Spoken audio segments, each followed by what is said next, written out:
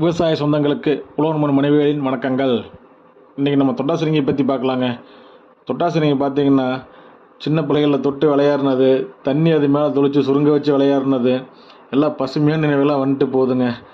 90s கிட்ஸோட வாழ்க்கைங்க. அது மாதிரிலாம் இப்போ இருக்க முடியாதுங்க. ஆற்றுல குளிக்கிறது, இலந்த பழம் பொறுக்கிறது, நாவப்பழத்தை போட்டு எடுத்து மண்ணோட சாப்பிட்றது, பனம்பழம் சுட்டு சாப்பிட்றது, நொங்கு வண்டி ஓட்டுறது, இப்படி ஏராளமாக இருக்குதுங்க. சரி வாங்க நம்ம தொட்டாசிரிங்கியை பற்றி பார்க்கலாம். இதை பார்த்தீங்கன்னா தொட்டாசிரிங்கி, தொட்டாவாடி, இலச்சி, லட்சுமி மூலின்னு பல பேர் இருக்குங்க. இதுக்கு தொட்டாசிரிங்கிங்க நம்ம வரிசையாக சொல்கிற மூலிகை மாதிரி தாங்க. இதோட இலை, வேறு, காயின்னு எல்லாமே நமக்கு யூஸ் ஆகுதுங்க.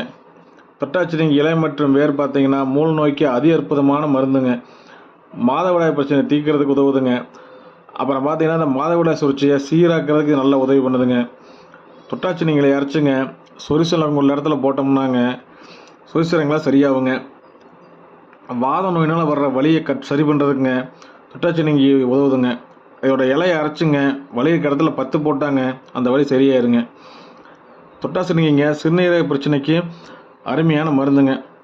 இதை பார்த்தீங்கன்னா சிறுநீர் பாதை பிரச்சனை குணப்படுத்துறதுக்கு உதவுதுங்க. சரிங்க, இந்த வீடியோ பிடிச்சிருந்தால் லைக் பண்ணி, ஷேர் பண்ணி, கமெண்ட் பண்ணிவிட்டுங்க. அப்படியே போகிற போக சப்ஸ்கிரைப் பண்ணிட்டு போங்க. அடுத்த வீடியோவில் பார்க்கலாம்.